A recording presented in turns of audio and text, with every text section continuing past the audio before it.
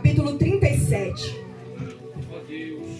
Quando os irmãos localizam, eu quero glorificar a Deus por essa oportunidade. Agradecer a irmã Valdinéia, juntamente com seu esposo, o pastor Ronaldo, pela confiança. Deus abençoe e retribua. É uma honra poder estar aqui juntamente com os irmãos para a gente cultuar ao Senhor. Ezequiel capítulo 37, o primeiro versículo diz assim: a mão do Senhor estava sobre mim, e me carregou para fora no Espírito do Senhor, e pôs no meio de um vale que estava cheio de ossos. Diga, me encarregou, e me impôs. Glória a Deus. Se assenta glorificando o nome do Senhor nessa noite.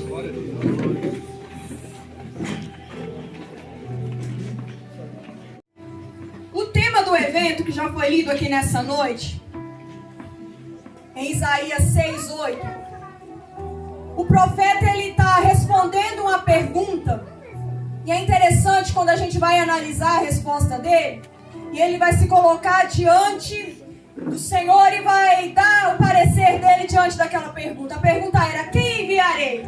E ele responde de prontidão: eis-me aqui. Em outras versões vai dizer: aqui estou, envia-me, me envia. E nessa resposta dele a gente consegue perceber primeiramente disposição. Alguém que tem o interesse em ouvir e atender a voz do Senhor, a primeira coisa, precisa estar disposto. Ninguém cumpre um ministério, ninguém executa uma chamada, ninguém conclui um propósito se não tiver disposição. A resposta que Isaías dá é muito linda, porque ele se coloca à disposição. E quando a gente olha alguém disposto, a gente vai ver nas entrelinhas, é uma resposta mais profunda do que só essa frase curtinha assim. Alguém que se coloca à disposição de alguém ou de algo, entrega a essa pessoa o domínio de direcionar aonde você vai. Uma vez que você se coloca à disposição do Senhor, não é você quem guia os seus passos, é Deus quem vai determinar a tua trajetória.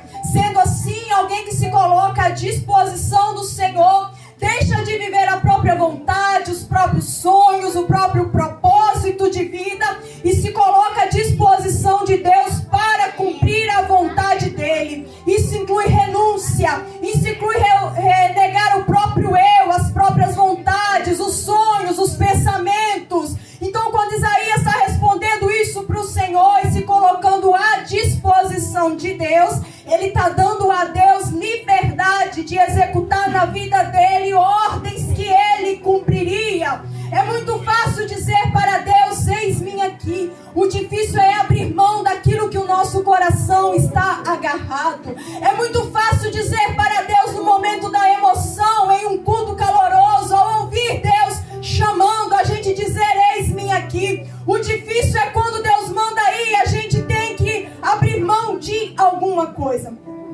Um outro parêntese que está dentro dessa frase é estar na posição. Quando o profeta diz: eis-me aqui, isso evidencia uma posição. Ele estava em um determinado lugar.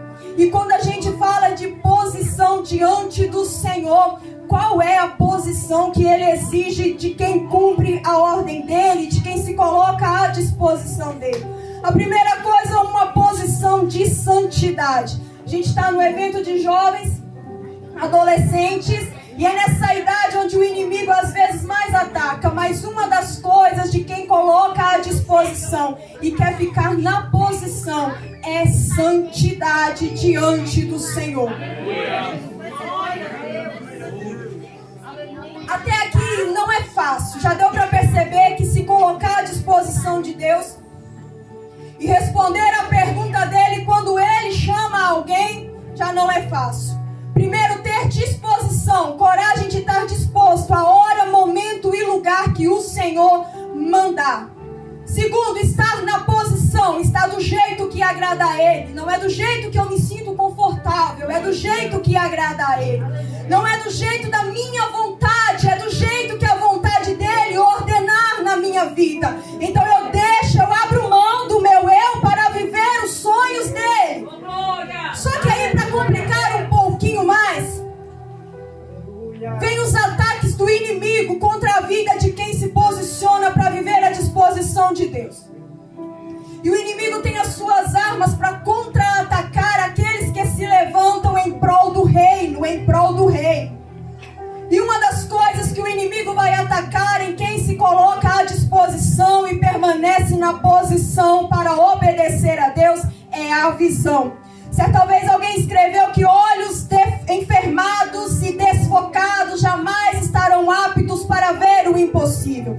Entenda que quando alguém perde a visão, ele é capaz de esquecer o chamado, ele é capaz de errar o rumo, ele é capaz de perder a presença, ele é capaz de se perder a salvação. Então uma das coisas que o inimigo vai atacar para te tirar da posição é a visão. Gênesis vai nos falar do primeiro casal. E o inimigo chega diante de Eva e executa nela ali palavras para criar nela ambição. Ao ouvir aquela conversa, a ambição entra no coração dela e ela deixa de ver, fecha os olhos para ver o que Deus havia entregado a eles, aonde eles estavam. Os olhos dela naquele momento de certa forma foram fechados. E o que ela vê agora é a bandeja do inimigo. Para quem está na presença de Deus, o inimigo tenta embaçar a nossa visão, oferecendo uma bandeja que parece ser mais atrativo do que permanecer na presença do Senhor. Uma bandeja que parece ser mais atrativa do que cumprir o ID que o Senhor ordenou. Uma bandeja que parece mais atrativa do que obedecer à voz do Senhor. Só que uma vez com os olhos vidrados na bandeja, ela obedece à voz do inimigo, ela é seduzida por aquela conversa e fecha os olhos para o que o Senhor havia entregado, e eles perdem acesso ao jardim, perdem acesso à presença de Deus, perdem o acesso a ouvir a voz de Deus, porque focalizaram na bandeja do inimigo. Nesta geração em que estamos vivendo e que não é diferente das outras, mas parece que agora há uma munição ainda maior do inferno. São bandejas decoradas, oferecidas a atrair a atenção, a nossa visão. E aí a gente se esquece, fecha os olhos para aquilo que o Senhor tem, para aquilo que o Senhor nos entregou. Outra coisa que tira a nossa visão, a ociosidade, estar à toa demais, parado demais. Deus te chamou para estar na presença dEle, mas para estar ocupado. Procura fazer alguma coisa para Deus enquanto você ainda tem oportunidade. Porque o inimigo trabalha na ociosidade, no estar parado, à toa, sem fazer nada. Procura ocupar a tua mente, os espaços do teu coração com a palavra de Deus, com momento a sós de oração. Davi está no palácio ali e de repente ele vê uma mulher e a visão dele, ele deixa de olhar para si, rei do povo de Deus, olha para aquela mulher e a visão que ele teve o faz cair em adultério. O inimigo oferecendo uma bandeja em tempos de ociosidade. Procura apresentar-te diante de Deus disponível como alguém que quer executar algum trabalho. Não fica de braços cruzados. Outra coisa que pode deturpar a tua visão é a frustração. Esquecer da promessa que Deus te fez te faz perder a visão. E se Deus falou, quando alguém ouve a voz do Senhor e Deus fala, parece incrível alguém conseguir perder a visão. Perder o sentido da visão tendo ali uma promessa do Senhor, porque você conhece Ele é fiel para cumprir. Mas lembra dos dois discípulos no caminho de Emaús, estão caminhando com Jesus. E aí eles começam a reclamar, a entristecer, a desabafar a respeito da morte de Jesus. E a frustração de ter visto o mestre ser morto tira deles a visão de olhar e lembrar do que Jesus havia falado, que no terceiro dia ressuscitaria. Não perde a visão que o Senhor te entregou por causa de uma frustração. Não entregue os pontos por causa de uma frustração. A promessa que o Senhor fez, ela permanece de pé. Às vezes alguma coisa não sai como planejado, mas a palavra dele permanece. A Bíblia vai dizer: passarão os céus e a terra, mas as minhas palavras não hão de passar. Aleluia.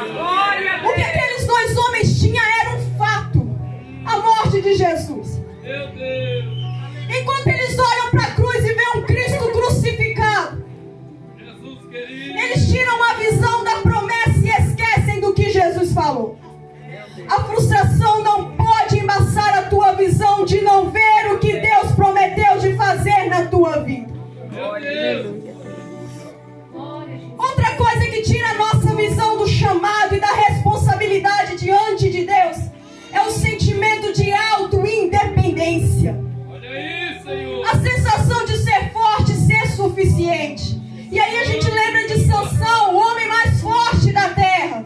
A Bíblia diz que quando o Espírito de Deus se apoderou dele, esse homem mata um exército sem espada.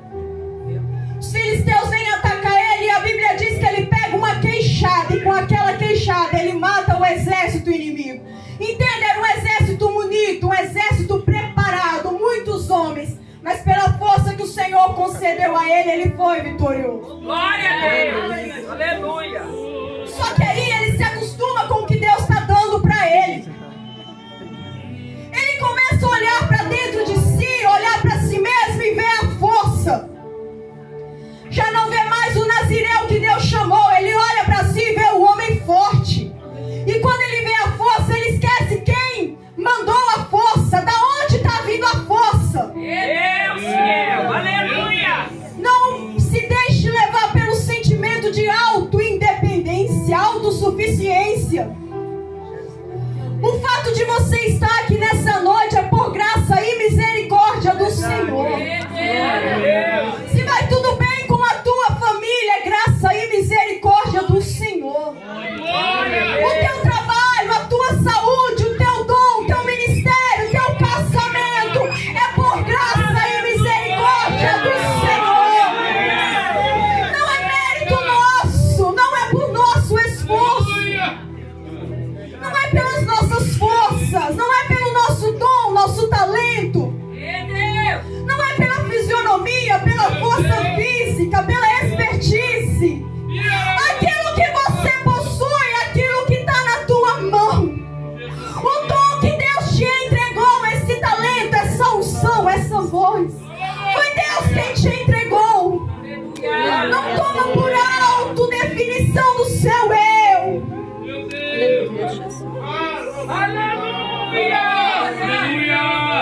Sansão esquece de onde veio o chamado e de onde veio a força. O juiz de Israel, o eleito de Deus para libertar o povo que foi chamado por Deus, prisioneiro de si mesmo porque perdeu a visão acerca do que Deus havia chamado ele.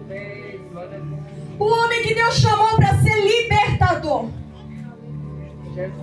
que deveria dizer: eis-me aqui, Senhor, está passeando na cidade do povo inimigo, está indo visitar uma prostituta, está indo fazer festa no meio do outro povo.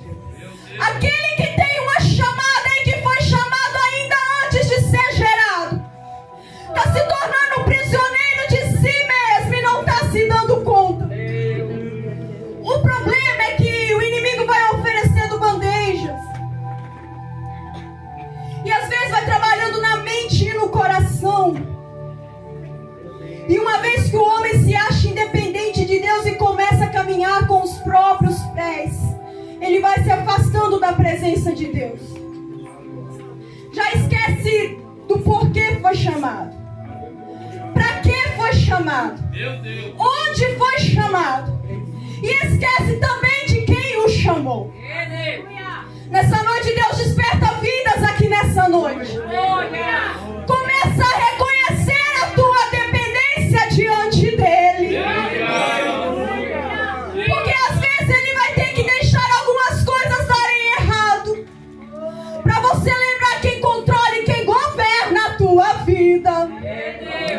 Entrega o domínio para ele nessa noite.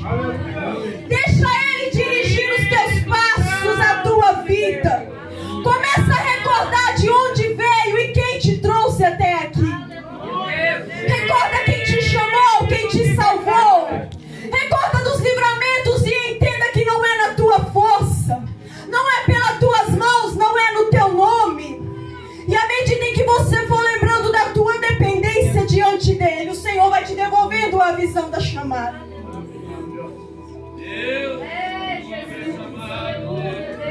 O medo também tira a visão. E o inimigo sempre trabalha para colocar medo no nosso coração. Jesus está andando por sobre as águas. A passagem é conhecida, os discípulos olham e acham que é um fantasma. Ora, convivia com Jesus dia e noite, conhecia os milagres, tudo que ele fazia.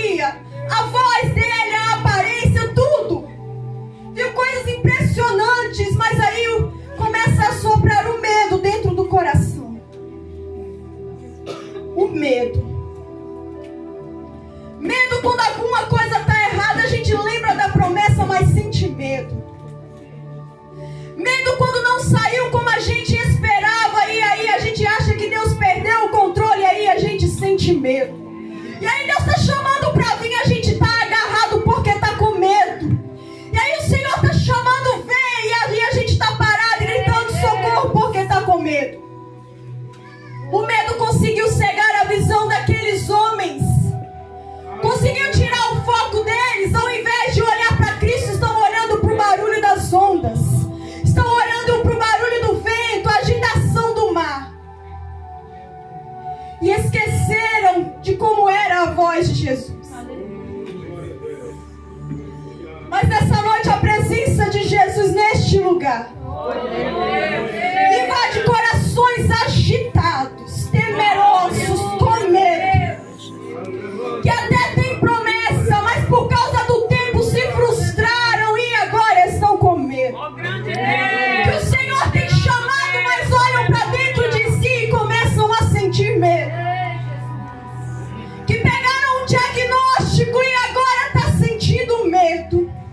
Que ouviram a resposta e o coração está inundado de medo. Mas deixa eu te dizer uma coisa nessa noite. Aquele que te trouxe até aqui, Ele é fiel. Aleluia! Como foi cantado aqui, Ele é fiel para terminar a obra. Glória a Jesus! Glória a Não Jesus! deixa o medo te tirar e te fazer perder o propósito. Não deixa o medo te fazer entregar de bandeja o ministério e a chamada que o Senhor te entregou. Não deixa o medo roubar de você experiências que você poderia viver na presença de Deus, mas está agarrado ao medo. Não temas. Não temas. E como recuperar a visão?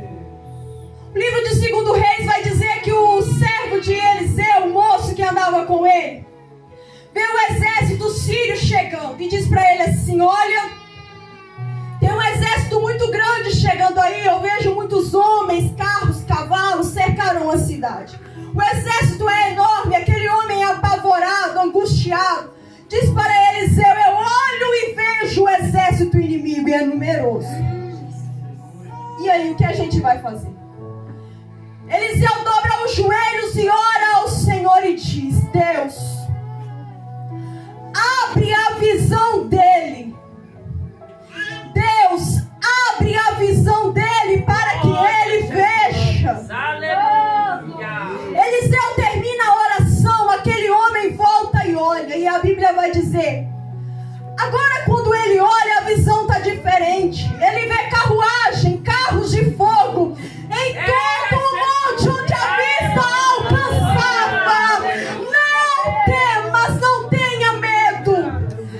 A Bíblia vai dizer, o Senhor, o autor inspirado por Deus, eu imagino Deus dizendo para ele: escreve aí. Maior é o que está em vós do que o que está no mundo. Maior é o que está em vós do que o que está com eles. Temer por quê? Sente medo por quê? Maior é o que está em vós do que aquele que está no mundo. Glória a Jesus! Nosso é o teu santo nome, Jesus! Então, quando o homem se coloca na disposição do Senhor, fica na posição, fecha os olhos para a bandeja do inimigo, não fica ocioso, não se entrega à frustração, vive na dependência de Deus, não dá crédito ao medo, mas permanece sendo fiel ao Senhor e tem uma vida de oração. Passa a ter visão. Esse é o segredo de ver aquilo que o Senhor quer que você veja. E aí a gente chega em Ezequiel. A visão do Vale de Ossos Secos é uma passagem muito conhecida. Esse contexto ele passa durante o cativeiro de Judá, Jerusalém, em Babilônia. A Bíblia diz que na segunda leva de cativos, Ezequiel é levado para a Babilônia. Esse profeta está longe da sua terra. O templo foi destruído. E ele permanece com os olhos voltados para Deus. Do capítulo 33 ao capítulo 48, o livro do profeta vai falar sobre a restauração de Israel. E o capítulo 37 está envolto nisso. O versículo que a gente leu, o versículo 1, que vai falar a respeito da visão. E quando ele diz que a mão do Senhor estava sobre mim, ou a mão do Senhor me levou. Entenda que isso aqui não foi físico, isso aqui foi uma experiência sobrenatural que o profeta viveu. Ele está sendo levado em visão para um vale de ossos secos. E a Bíblia vai dizer que quando ele chega naquele lugar transportado pelas mãos de Deus, alguém sensível na posição, na presença, disponível diante do Senhor. O Senhor usa ele agora para profetizar restauração sobre o povo de Israel. Meu Deus. E ele vai contar, durante a descrição desses versículos, que enquanto ele andava pelos ossos, e o Senhor o colocou para andar, ele olhava e observava a quantidade de ossos naquele lugar. E ele vai dizer, eram muitos.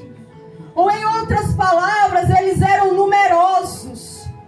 Era osso demais. Se o Senhor permite que ele anda naquele cenário para perceber a grave situação que estava naquele lugar. E ele vai descrever, olha, eram muitos ossos. Qual a outra característica? Estavam espalhados, desordem. Havia um vale cheio de ossos, e a Bíblia diz que eram numerosos. E quando diz que é muito mesmo.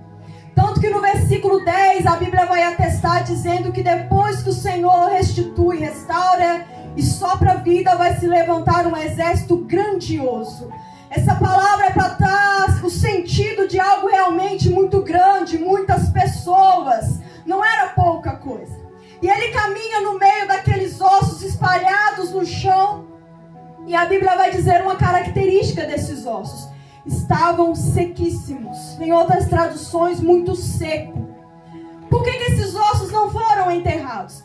Em Deuteronômio, o Senhor vai lançar uma palavra sobre o povo, uma espécie de maldição. E vai dizer para o povo, naquela época entregarei os vossos corpos e serão como mortos. E a tua carne servirá de comida para as aves do céu. O que o Senhor está dizendo aqui diz respeito a uma regra na antiga aliança. Todo aquele que quebrasse a aliança não deveria ser enterrado, sepultado em sepulturas, como naquela época. Porque o fato de sepultar alguém era uma questão de honra naquela cultura. Então dizia-se que se quebrou a aliança não é digno de ser sepultado. E que aliança é essa que o povo quebrou com o Senhor? A desobediência, a idolatria. Aquela visão simbolizava Israel naquele momento. Simbolizava o povo de Deus, que havia quebrado a aliança com o Senhor. Mortos e largados ao ar livre para ser comidos por pássaros. Alguém que quebrou a aliança e não é digno de honra. Alguém que quebrou a aliança e não é digno de cuidado.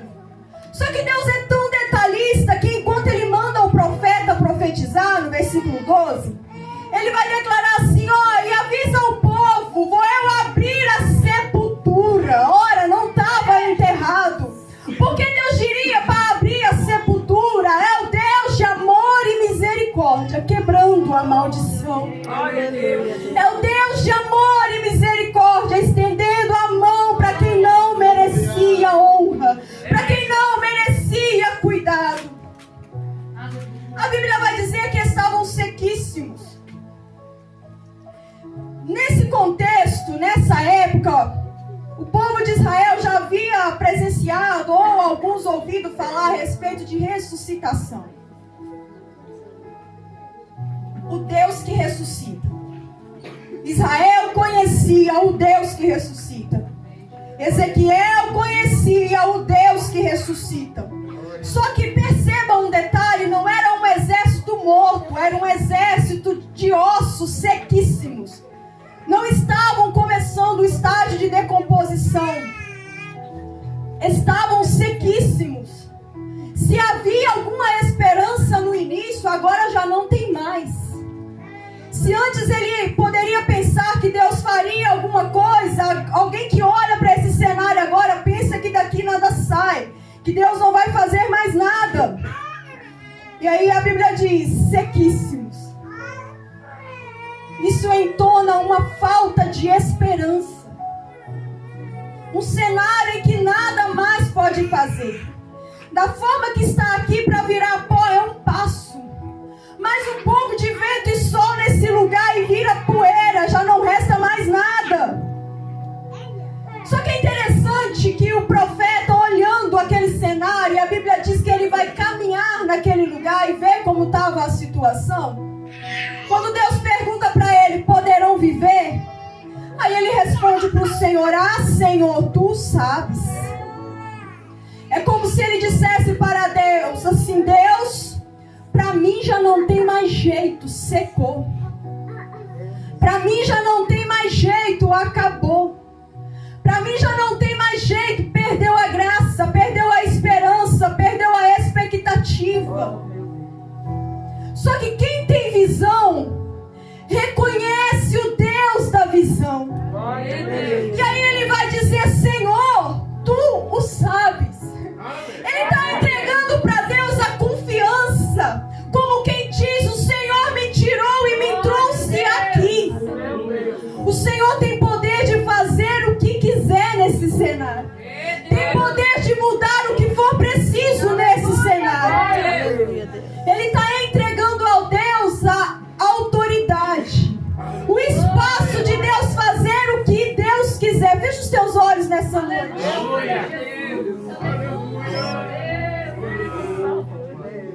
Se Deus te perguntasse essa noite algo a respeito da crise que você está vivendo no momento, e o Senhor te perguntasse assim, pode haver cura? O que você responderia? Ainda pode haver libertação? O que você responderia? Ainda há esperança de salvação? O que você responderia? Ainda é possível uma reconstrução? E se Deus te perguntasse, ainda crê que eu faço? Ainda crê que eu cumpro? Você acha que ainda dá tempo? Eu não sei o cenário que você encontra nessa noite. Como é o cenário do vale que o Senhor te colocou nesses últimos dias? Talvez não é um vale de ossos secos, mas olha para o cenário à sua volta nessa noite. Caminha nesse cenário nessa noite. Diz para Deus o que você está vendo. E aí na hora que o Senhor te perguntar o que acha, ainda há esperança? O que acha? Pensa que eu ainda posso? Aleluia, Jesus. Tu crês que eu ainda faço? Tu crês que eu ainda posso? Você crê que eu ainda levanto? Tu achas que eu ainda curo?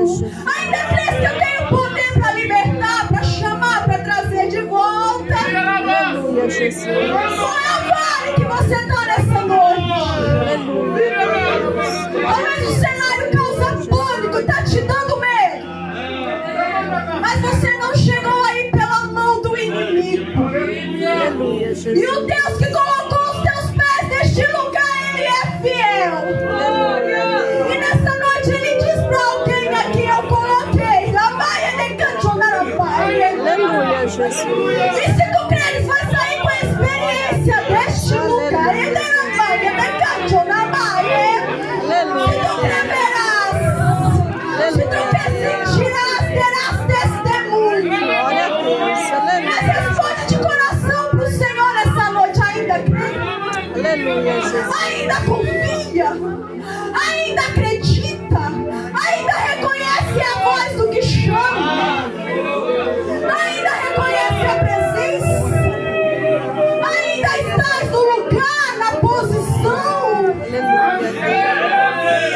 E tem vale que a gente passa sozinho. Sozinho. Existem dores enterradas, sofridas, sozinho. Lágrimas que ninguém vê, só o Senhor e você. Mas perceba algo nessa noite.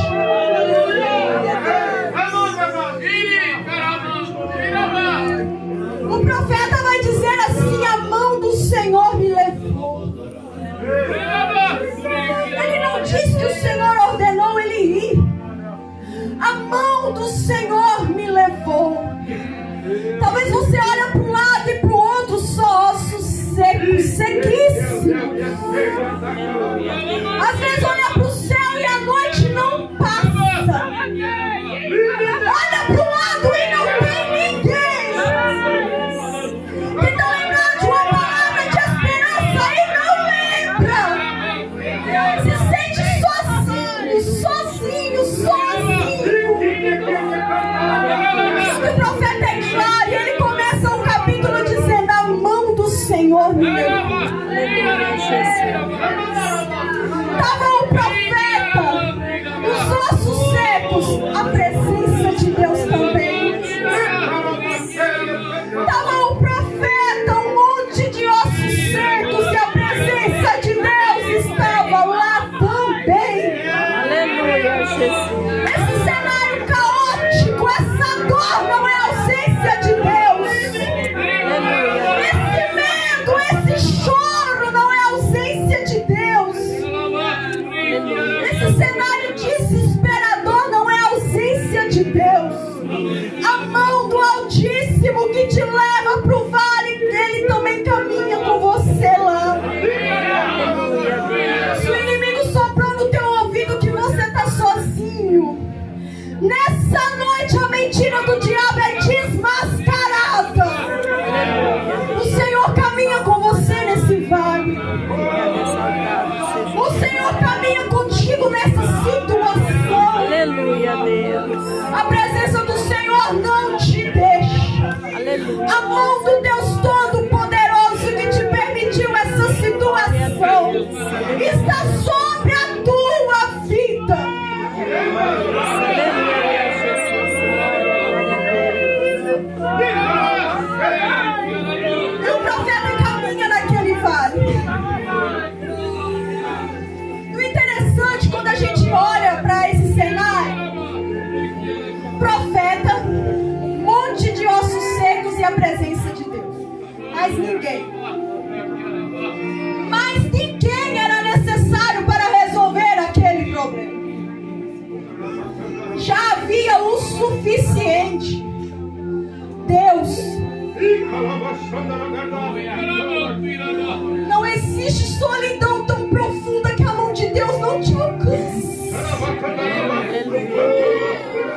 Não existe desespero tão grande que a presença dele não te acalme. Não existe perca tão grande que ele não te restitua. O Senhor está tocando em corações nessa noite, te fazendo lembrar: ele é Deus.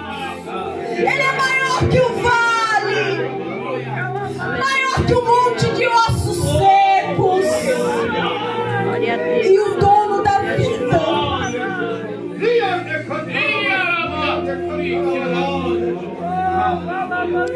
Essa noite aí, como você está de olho fechado, você e Deus, é noite de profetizar nessa situação da sua vida. O Senhor nessa noite te dá autoridade, é noite de profetizar. O profeta não murmura e diz para Deus: Senhor, não pode. Senhor, não dá. Ele não dá explicação nem impedimento para Deus. Ele diz: Senhor, tu sabes. Aleluia, Deus. E quando ele diz: Senhor, tu sabes, ele se coloca em uma posição de subordinação diante de Deus. O que Deus falar é isso mesmo. Ele entende uma coisa: as minhas palavras não podem fazer nada. mas debaixo da autoridade dele, debaixo da palavra dele. Gênesis capítulo 18, versículo 14. O anjo do Senhor visita Abraão, Sara e faz a promessa do filho para uma mulher estéril avançada em idade. E o anjo faz uma pergunta, ele diz assim: haveria algo impossível para o Senhor? Há alguma coisa difícil para Deus? Quando chega o profeta Jeremias capítulo 32, versículo 17, ele vai responder essa pergunta: não há nada difícil demais para ti. Não há nada difícil demais para ti.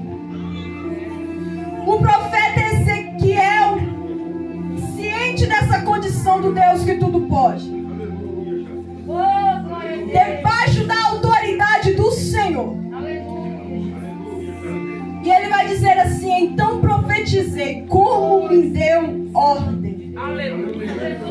Subordinação à palavra de Deus.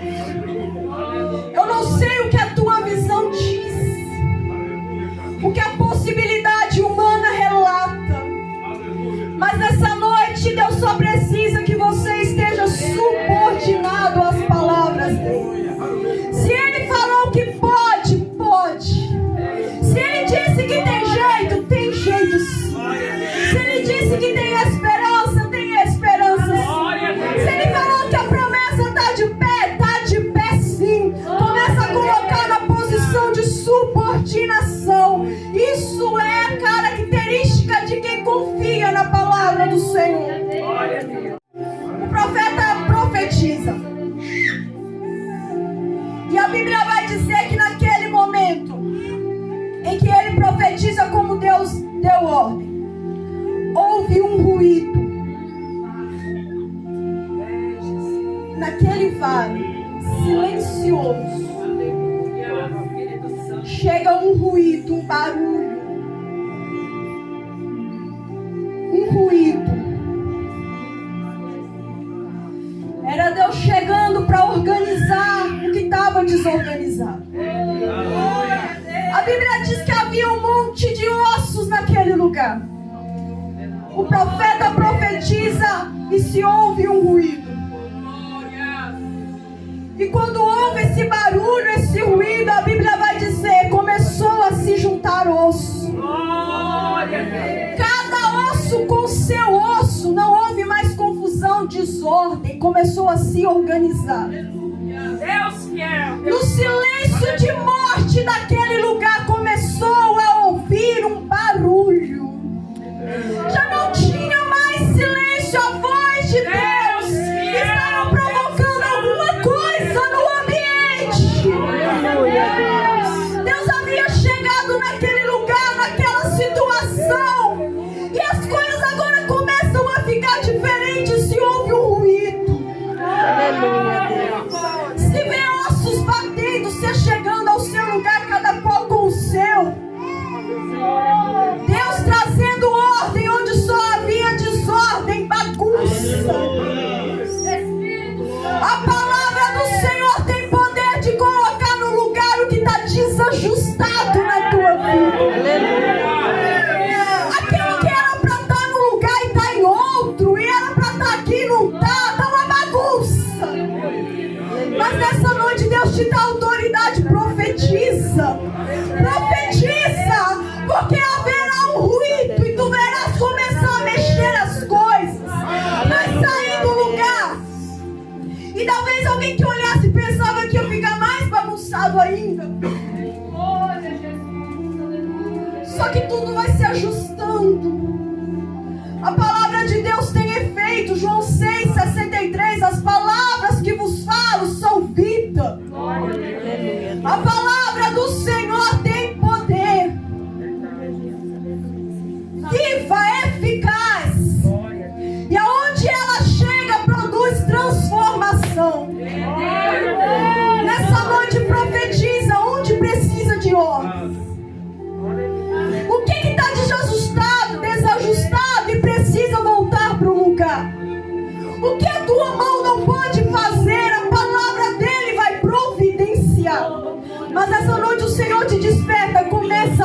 profetizar.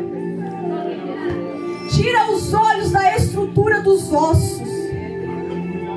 Para de olhar para a secura, para a poeira. Para de olhar para a impossibilidade. O Deus que te formou no ventre da tua mãe, que te chamou, ainda tem poder. E a Bíblia diz: ouve o ruído, osso com osso. E aí começou a ligar, tendões ligando cada osso, carne, pele, tudo em ordem. Só que faltava uma coisa. Aqueles corpos estavam reconstruídos, regenerados.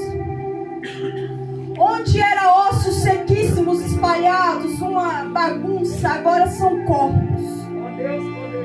Com tendões, carne, pele, mas ainda sem vida.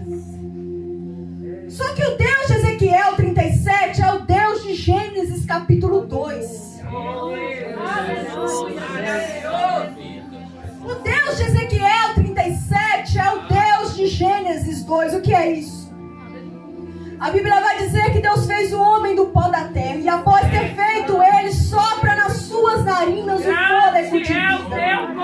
Deus é a vida criada, a vida não criada, e que produz vida pela sua palavra. Detém o fôlego de vida. E aí ele vai dizer para o profeta assim: agora profetiza.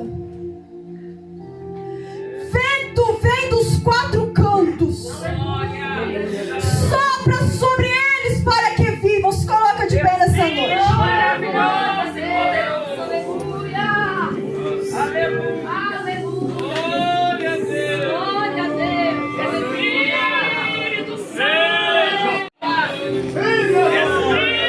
E a Bíblia vai dizer que enquanto ele profetizava,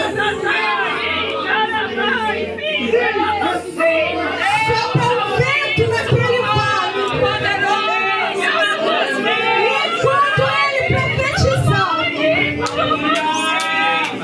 o fôlego de vida que veio do céu, que veio de Deus, entra naquele vale e produz vida.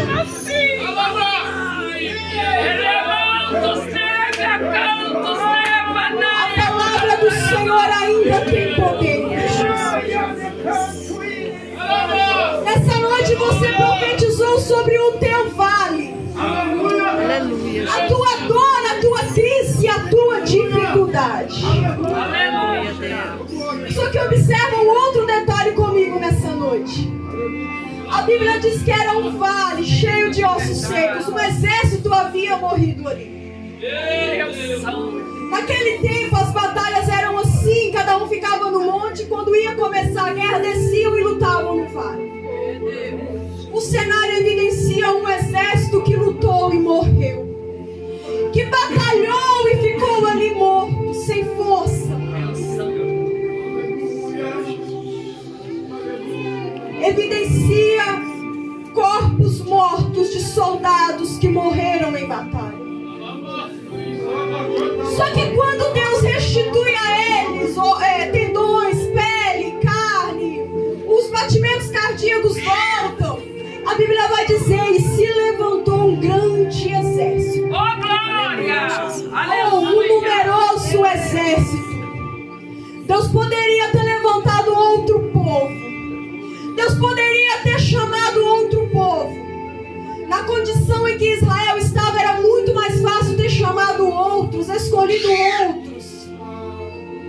Só que a condição em que eles estavam não era impossibilidade para Deus, e Deus amava aquele povo. Está destruído, quebrado. Talvez passou uma semana crítica para chegar até aqui. Talvez está parado, desanimado, sem força, bombardeado pelo inimigo. Mas ainda é exército de Deus. Aleluia, Jesus. E quando a Bíblia vai falar de soldados, levantou-se um grande exército. Deus ainda contava com aquele exército para as batalhas que seriam empreendidas. Guarde essa frase no seu coração. Não é tempo de embainhar a espada, o inimigo ainda não morreu. Deus conta você nessa noite. E para quem se dispõe, diz: eis-me aqui nessa noite, Deus vai mandar renovo para a tua vida. Aleluia, Jesus. Porque Ele sabe que na condição da tua força não dá. Na força dos teus pés não dá. Na expectativa da tua alma não vai mais. O cansaço abateu. Mas essa noite a palavra do Senhor é vida. E aonde precisar ser injetado vida, o Senhor soprará essa vida. Aonde precisar de renovo, diz pra Deus o que você precisa nesse vale. Deus conta com você. A Bíblia vai dizer que grande é a seara, poucos os ceifeiros. Deus conta com você. A Bíblia diz que o céu é tomado à força. Deus conta com você. Aleluia, Jesus. Existem milhões caminhando para o inferno. Deus conta com você.